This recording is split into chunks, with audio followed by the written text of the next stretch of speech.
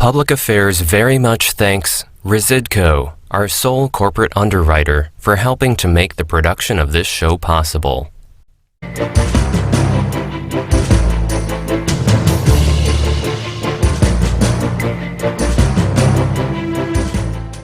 I would be saying that locally elected leaders should be empowered to make decisions for their local communities. And when you get mandates coming from the top down, all that makes people do is resent, and they should resent, like that power being taken away from their local communities to be able to make those decisions. It's very different for me living in Petersburg, a town of 2,000 people, like in our density versus Chicago and the cities, and having these blanket mandates are ridiculous. When you love your neighbor, then you make certain decisions out of that. And so I look at these numbers, and I myself am at a lower, instance of potentially having fatal type of things happen.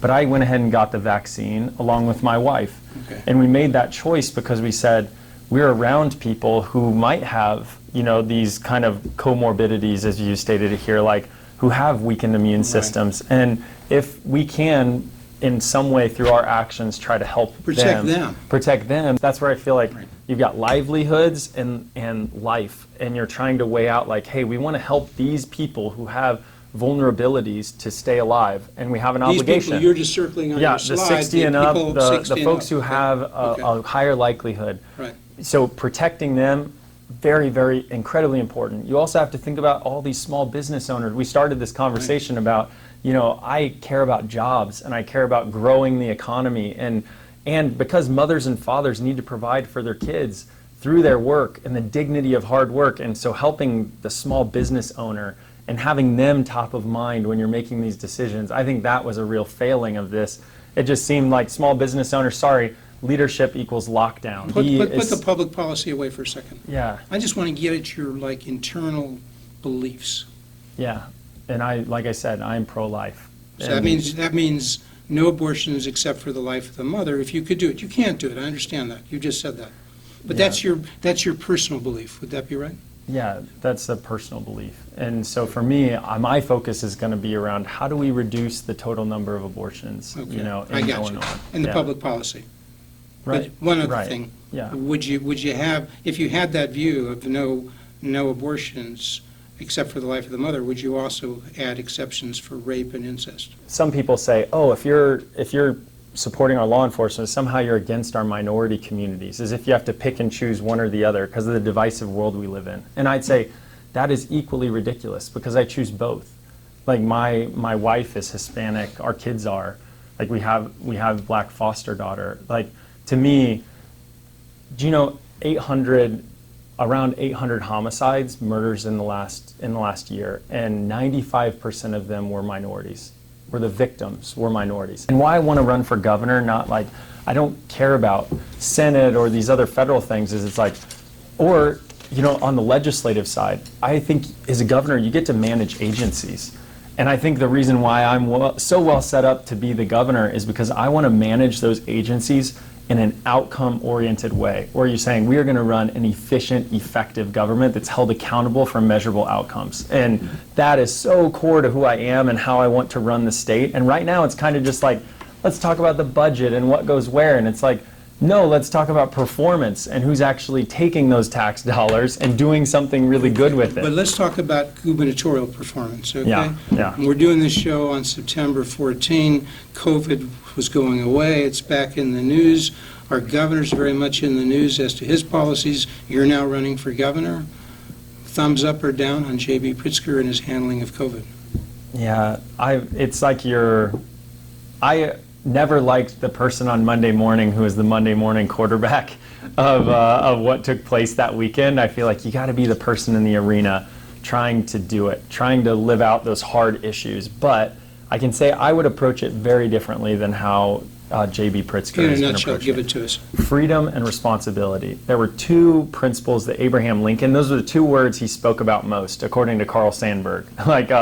And freedom to me, it's like so core to who we are. And whenever someone starts to encroach on our freedom, try to be like our parent in this paternal way, telling us, you have to do this or that.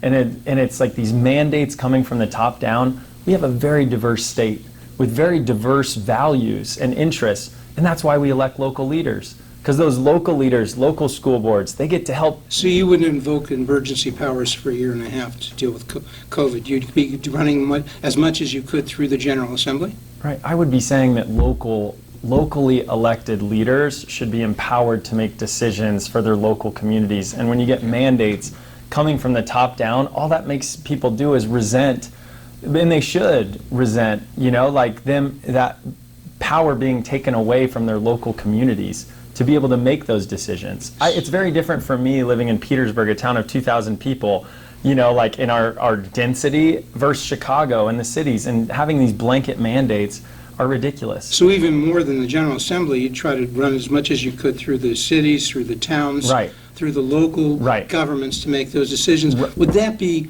let me just show quickly a last slide of the day to look at, would be slide 8, because that gives us an idea. You say you don't want a Monday morning quarterback this, but there were a lot of data out there in March of 2020 when COVID started, right? And this data, what does that tell you? And we're looking at it, and it just tells us we're looking at total COVID deaths by age. We're looking at over 60, 20 to 60, under 20. And you can see, what is it? Something like 85% of the deaths in Illinois are people over 60, and 12% or less people 20 to 59, and 24 deaths out of 24,000 under 20.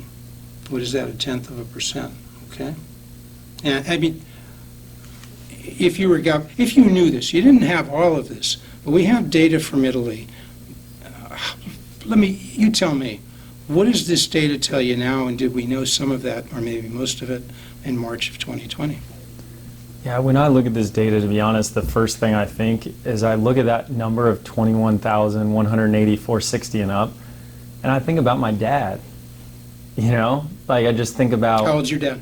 My dad, he's 64 or 65. What do you do? Right What would you do in March of 2020 to protect people like your dad who are most vulnerable, who are 60, 65, 70? Anything else that would make your dad even more vulnerable than his age, or as vulnerable? Anything that adds to it that you know of? Yeah, well, I feel like the Just look at corollary... that number. Yeah, go ahead. So the corollary to, I talked before, two words, freedom and responsibility. Right. I got to touch in on the freedom side, which means we shouldn't be mandating things from the top down about how people have to do each of these decisions. That's locally elected leaders. But the responsibility side is to say, when you love your neighbor, then you make certain decisions out of that. And so I look at these numbers, and I myself am at a lower, instance of potentially having fatal type of things happen. But I went ahead and got the vaccine along with my wife. Okay. And we made that choice because we said we're around people who might have, these kind of comorbidities, as you stated it here, like who have weakened immune systems. And if we can, in some way through our actions, try to help protect them, then that's a reason. This chart says 90%. And that's a reason to do it. 90% of the COVID deaths had comorbidities, pre-existing conditions. We know what they are. Right. Those people, alert them to that once we knew that. Right. Say, look, you got some special things. You're going to be tops on the list. If you're older and you have pre-existing conditions, once we get a vaccine, prioritize those folks, right? Exactly. Did we do that? Yeah, I don't think we did it well enough. I think that the nursing homes, half of the deaths in COVID, I think, came from nursing homes. Yeah. Did we kind of knew that? Did the governor, the General Assembly, the local government say, hey, let's do what we can to test and make sure nobody comes in here to really expose these people who are vulnerable? Yeah, I think the COVID rollout, it mirrors everything that happens in Illinois, which is mismanagement. I mean, you can't trust our government to be able to perform well, to get good performance. I don't think anyone would use the descriptor for our Illinois government. Keep all the kids, 2 million kids, away from in-person learning. These kids who are least vulnerable. Yep. Most of the teachers are not that old. No, exactly. I think Was it really a good idea to have so much in-person, remote learning for a year? Yeah, that's why I think it should be a locally held decision-making process that you go through, because Yeah, the local school board should be deciding about these types of issues, and local business owners. That's where I feel like you've got livelihoods and life, and you're trying to weigh out like, hey, we want to help these people who have vulnerabilities to stay alive, and we have an These obligation. people, you're just circling on Yeah, your the slide. 60 and up, people the 60 and folks up. who have Okay. a higher likelihood. Right. So protecting them, very, very incredibly important. You also have to think about all these small business owners. We started this conversation about, you know, I care about jobs and I care about growing the economy, and because mothers and fathers need to provide for their kids through their work and the dignity of hard work, and so helping the small business owner and having them top of mind when you're making these decisions, I think that was a real failing of this. It just seemed like small business owners, sorry, leadership equals lockdown. And I'm going to lock everything down because it's going to make like me Kmart, look okay. or not Kmart, they're like done, but Target, you know, the major big box stores stayed open. The mom and Yeah. pop smaller stores got closed. Yeah. Any sense to that? No, none at all. What? Other than, I mean, I mentioned one of 8 kids, my dad was a PE teacher. Like, I grew up, you know, like the small business owner, and I feel such a connection to that. And it's like, they are working hard. They're living this American dream with their small business, and then you just come in and you take it away without a second thought. Like, that would not be me. You're running in the Republican primary. The social issues tend to be a little bit more important, some say. You also want to attract those suburban moms, so people are going to be asking you, they probably have already, what's your view on abortion? Yeah, I told you at the outset, faith, family, service. So faith to me is so essential to who I am, and that's how I approach this issue too. So I am pro-life, and to me that means, you know, a pro-life ethic throughout life, not just the legislation of it. And if you look right now, because I care about outcomes, you know, and so I think to myself, how do we reduce the total number of abortions happening in Illinois? And on that one, I think we could all agree that that's the goal for everyone. How do we decrease it? We have a supermajority in the legislature of Democrats that we've talked about too. The likelihood of legislating around that issue versus saying, like, what are other ways we can reduce the number of abortions? Whether that's the adoption side, like foster care, that my wife and I, you know, have tried to live out that ethic. The other thing I think some people dislike of people who would espouse a very strong pro-life ethic is they would say, oh, well, you're hypocritical because you don't want to care for the mothers who, you know, are making that tough decision to bring that life into the world. But that's where I feel very differently. It's like, of course we take care of them. Of course we try our hardest to try to work to make, you know, this child have, through education, through mothers and fathers having jobs. Like, these are all important areas that we can focus on and unite around to reduce the total number of abortions. So you point out legislatively, given the Democrat-Republican numbers I referred to earlier, Right. you're not going to be able to, in Right. Illinois, ban abortions completely. Right. But if you could, given your background, given your focus on life, as you put it, life over luxury, get to that in another next show. Oh yeah, But you saw life. that I saw video. that. Yeah. Folks, watch the video, life over luxury. But Yeah. given that, would you like to see a ban on abortions completely? Except for, would you have maybe an exception for the life of the mother? Yeah. Talk about that a little bit. Yeah, I just think this is such an issue that is held so central to so many people. You know, it's become such a divisive point in our politics that you're never going to convince one side versus the other. People are firmly rooted in their camps of where they're going to be. And the type of leader that I want to be for Illinois. Okay, so you can't do that for Illinois, but I'm just Yeah, no, I'm but trying the to get type- at your yeah, philosophy, your yeah, core. Yeah, the type of leader I want to be Put is. the public policy away for a second. Yeah, I just want to get at your internal beliefs. yeah. And like I said, I'm pro-life. So that means no abortions except for the life of the mother. If you could do it, you can't do it. I understand that. You just said that. But Yeah. that's your personal belief. Would that be right? Yeah, that's a personal belief. And so for me, my focus is going to be around how do we reduce the total number of abortions, Okay. you know, in I got Illinois. you. And the Yeah. public policy. Right. But one other Right. thing. Yeah. Would you have, if you had that view of no abortions except for the life of the mother, would you also add exceptions for rape and incest? In that hypothetical world we're talking about. What does Yeah. that mean to you, that there's a rape and incest that produced a mother with child? Yeah, and to be honest, I'm not a politician, Right. and so I have not, these things are important to me at the personal faith level, and like really even being able to weigh in on the public policy side of that.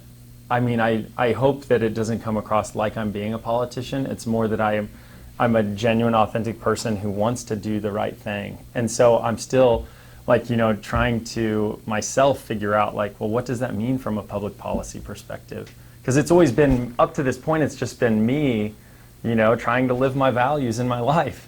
And I can tell you, like, my wife and I, like, we try to live out this pro-life ethic for what it means to us, which means bringing foster children into our life and trying to, live out those values. Where it comes in on public policy stuff, like, that's an area that I think I'm going to have to really spend some time and thought and prayer and work Okay, on. fair enough. You'll tell us next time. Yeah, yeah, exactly. We're going to close soon, but we're at the beginning. I've seen stuff on your website, others, where you've said you're sort of running on three big things. You're running on high taxes, you're running on reducing this public corruption we have, and on crimes, which are rampant, increasing exponentially around the country, but especially in the inner cities and in many parts of Illinois. Just tell us a minute or so of, as a governor, what can you do about crime? Because a lot of people think that's a local issue. Yeah, man. So coming from doing the intel Army civilian work over in Afghanistan, I have such appreciation for people who care about safety and security and are willing to make sacrifices for the family, but also for our society. And so our law enforcement and strongly supporting our law enforcement is something I feel is so critical right now. And we have repeat violent offenders on the streets that are committing these crimes, and it doesn't seem like anyone's strongly standing up to them on the political side. And I think J.B. Pritzker right now, it seems like he's just ceded any abdication of responsibility on this issue. It's all Mayor Lightfoot's problem, but I think someone has to remind him that Chicago is in Illinois and it's his problem too, and he has to roll up his sleeves and try to solve it and fix it. And number one, just the morale side of our law enforcement to say, thank you. Like, thank you for your service. Thank you for every day sacrificing for us and our communities. And that is so important to me that they hear that message. And that's one I would be delivering loud and clear, because we have these law enforcement all retiring in droves. And so that's number one, is supporting our law enforcement. And then you look at, there's some people say, oh, if you're supporting our law enforcement, somehow you're against our minority communities, as if you have to pick and choose one or the other because of the divisive world we live in. And I'd say that is equally ridiculous, because I choose both. Like, my wife is Hispanic, our kids are.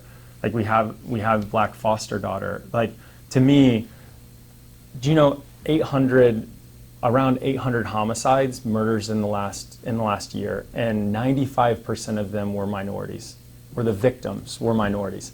If you love people, you will want to keep our streets safe, and so that's supporting our law enforcement. And so to me, this is one of the central issues of our campaign, is to really strongly say we cannot be a city of crime and still attract the businesses of the future here to Chicago. And so I think it's central to what we need to do, is clean up the city. Okay, so we're going to close, but if I didn't raise this, they'd hang me.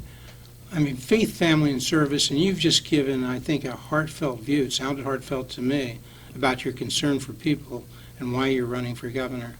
But what they've heard a lot in the first 5 days is that here's a guy in a week, or less than a week, who's raised $11 million. Yeah. What does that $11 million tell people about the Jesse Sullivan campaign for governor? Yeah, thank you for asking. I think, one, it tells you that we are so used to, in Illinois, people fleeing the state, companies leaving, everything leaving the state. I think the number one thing people should see is we are going to bring resources back to the state of Illinois. Like, we are going to bring the companies of the future. We are going to make Illinois the place in the world, in the United States for sure, where it's like that shining city on a hill where a family wants to come to raise their family and to create and start and grow their business. That's what I want Illinois to be. The other is that these were relationships that I built over at least 6+ years of my life, because they have no particular special interest to be gained in Illinois. They saw me as a leader that they had worked with on the nonprofit side, doing international development work, backing businesses around the world. And they said, when I told them, we need to fix our broken politics, they said, all right, we're behind you. We believe in you and your ability to do this. And so I take it as a great responsibility to be able to then take those resources and run a campaign that could actually change the state of Illinois. So in closing, does that show optimism by these folks, many more who you know who might be following up with their contributions? Does it show optimism for Illinois or confidence in Jesse Sullivan, or both? What? Yeah, I think that it's both. I think it starts with their confidence in me as a leader to bring about a better Illinois. Okay, on that note, come back soon. Godspeed on the Great. campaign. Jesse Sullivan, candidate for governor in the Republican primary, which is coming right up in about 9.5 months.